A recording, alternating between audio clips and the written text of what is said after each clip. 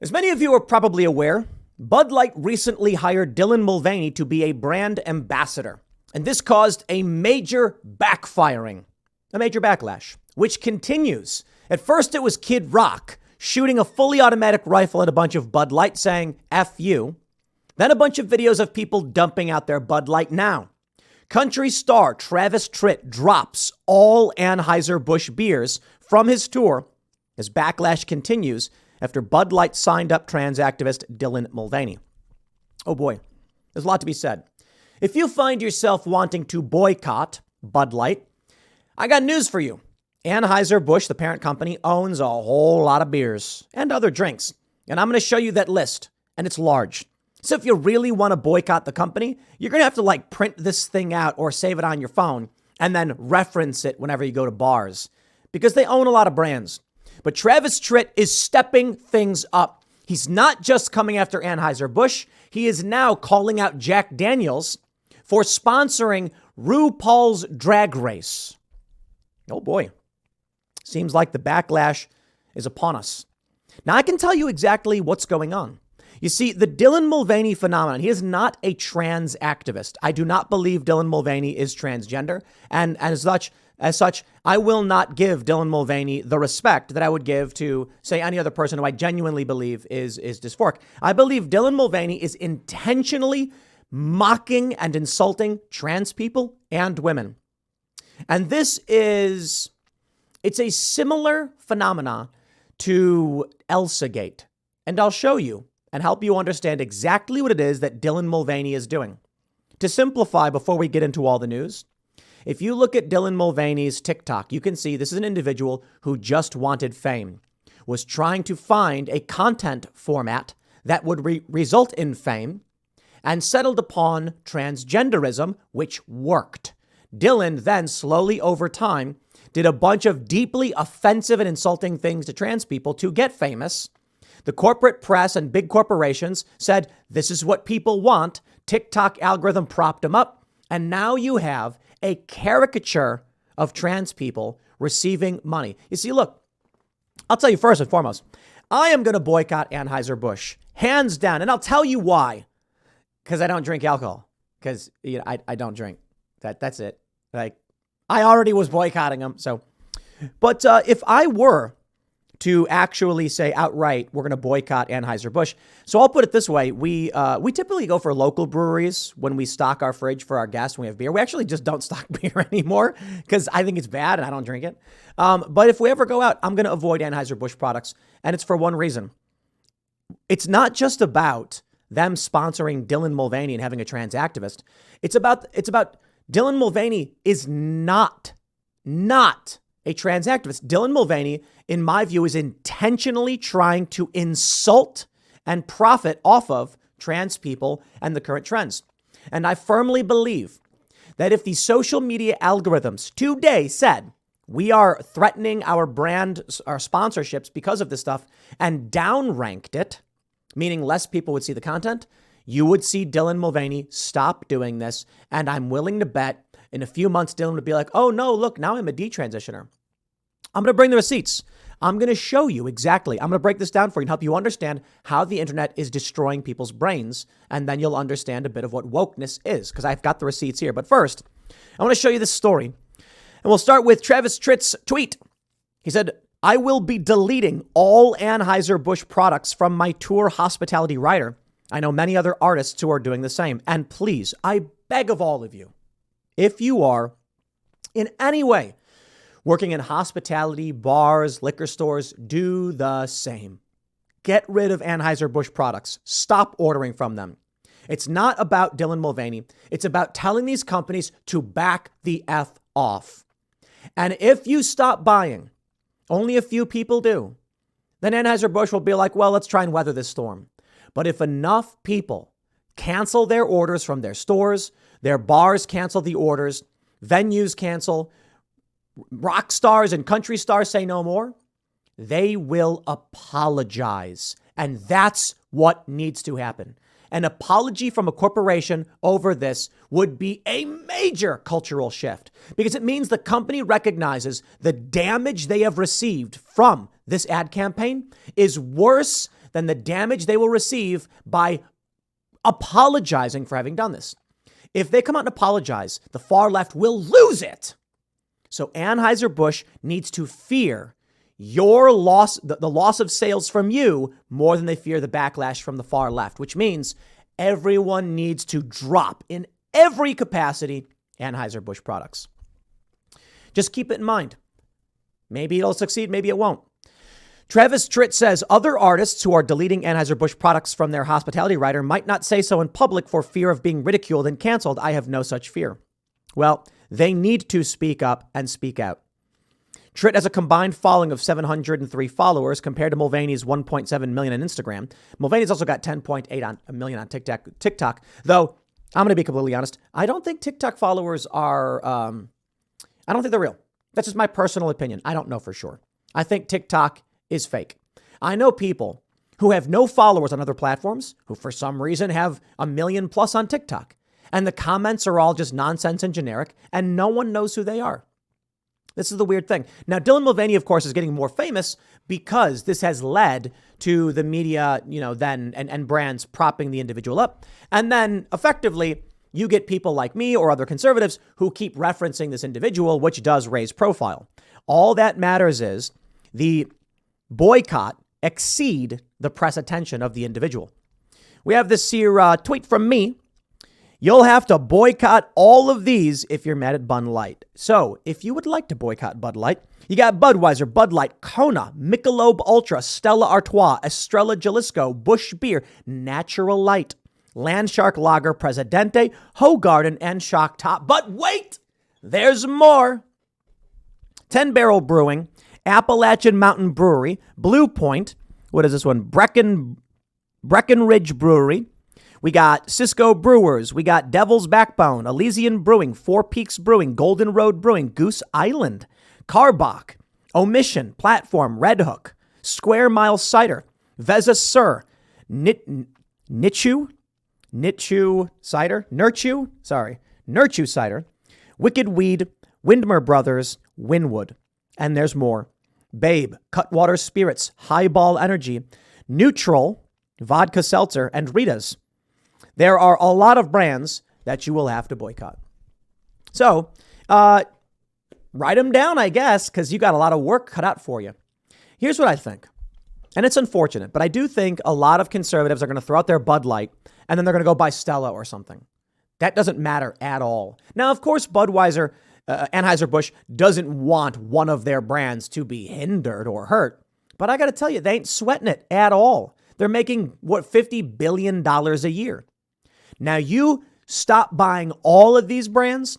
If your liquor store stops carrying these brands, if your bar stops selling these brands, and that happens across the country, if Anheuser-Busch sees a single-digit percentage drop in sales, they will lose it.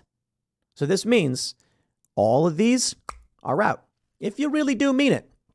Now, of course, Travis Tritt also highlights Jack Daniels. He says all the Jack Daniels U.S. drinkers should take note. Jack Daniels teams up with RuPaul Drag Race alums in Small Town Big Pride campaign. I don't care about this at all.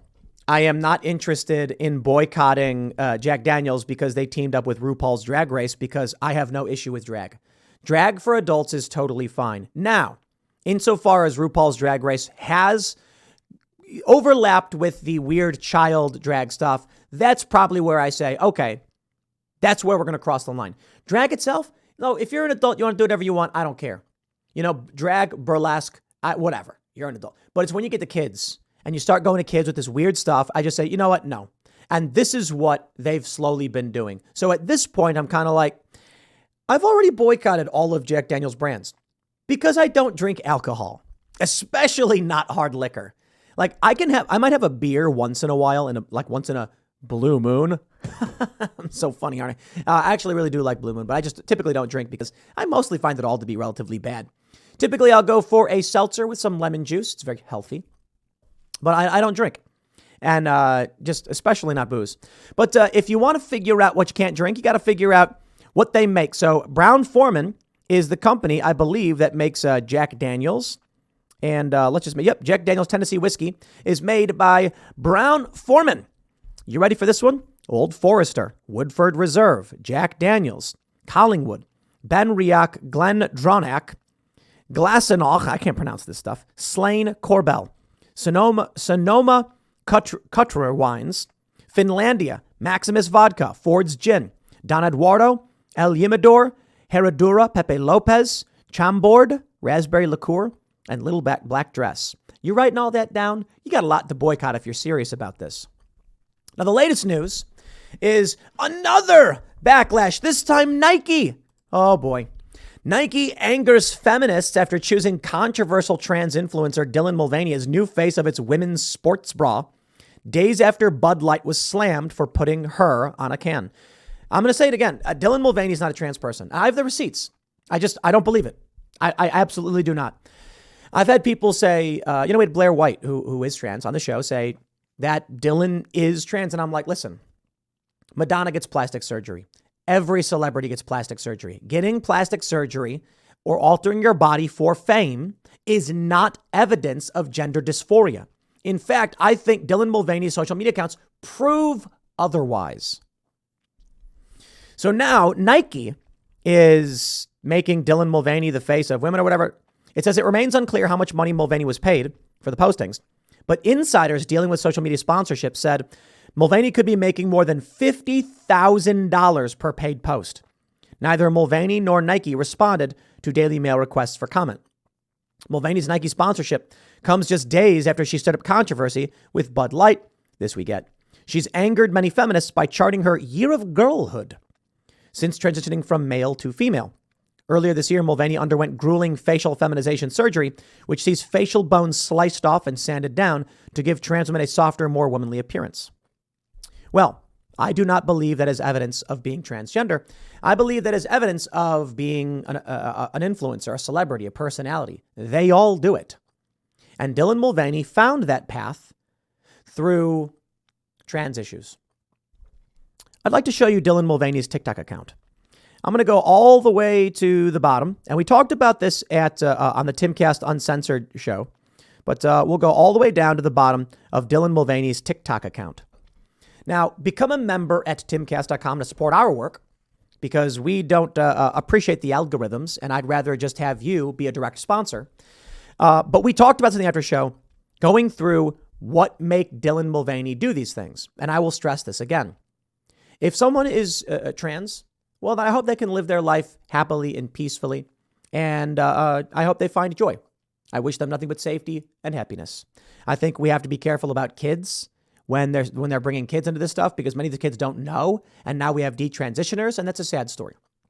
But Dylan Mulvaney, I will say it again, not trans. And I'll show you the receipts. If you go to the beginning of Dylan Mulvaney's TikTok, what do you see? Videos all hashtag gay. And Dylan Mulvaney making content about animals. Okay. It says gays trying to enjoy nature like Dylan Mulvaney was trying to be famous. There's I was like, sweetie, he's gay, as Dylan Mulvaney hugs a koala. Dylan Mulvaney made a bunch of different kinds of videos, and many of them were about animals. The animal videos had some success. Here's one with 1.5 million views.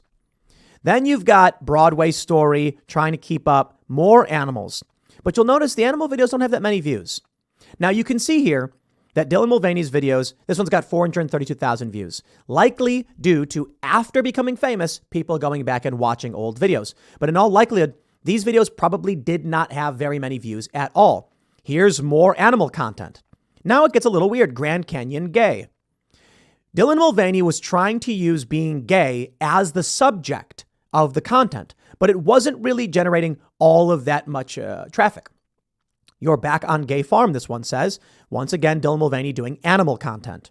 Here's more National Park, animals, Zion, Forks, Washington. The nature stuff was not generating all that much traffic. But there was, you can see the deviation in attempts to produce content resulting in, so for the longest time, Dylan Mulvaney is trying to be some kind of, I guess you'd call it a gay Steve Irwin. Oh no, it's a bison of some sort. Look at that video. But it wasn't really generating a whole lot of content. Lots of animals, lots of animals.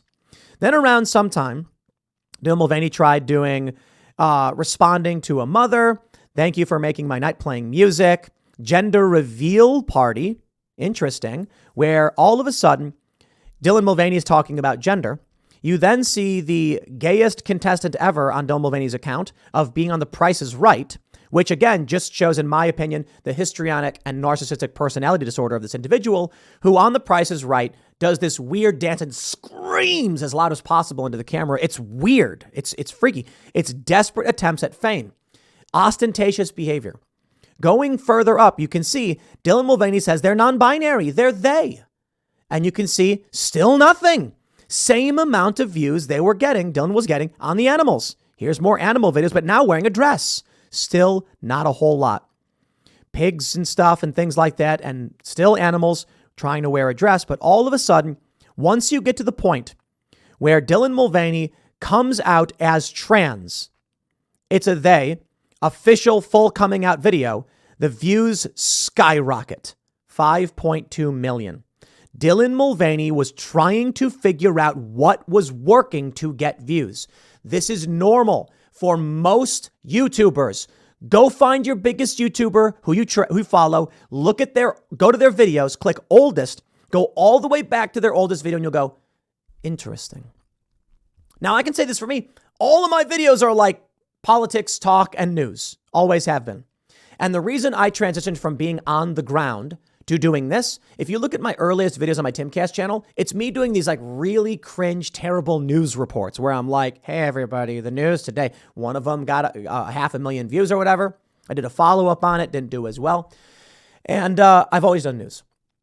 The reason why I switched from on the ground live streaming to this is because I became too well known and people started just following me around, and it's creepy. And so I'm like, okay, well, I can't do that. It's not effective. But I can still do live streams. I can still talk. So Timcast IRL is a live stream of me talking, which is literally what started me in this whole industry. There was no great shift. I just did what I liked doing. Granted, I have skate videos and I have music and stuff, and I still do all of those things.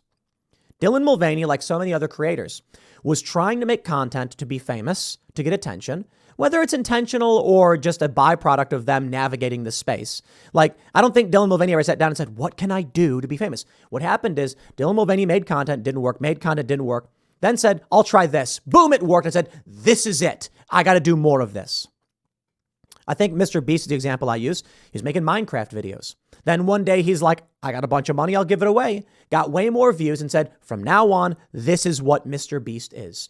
And this, my friends, is a remnant of what's called, this is ElsaGate. Ladies and gentlemen, I give you ElsaGate for those that don't know. And this is very important.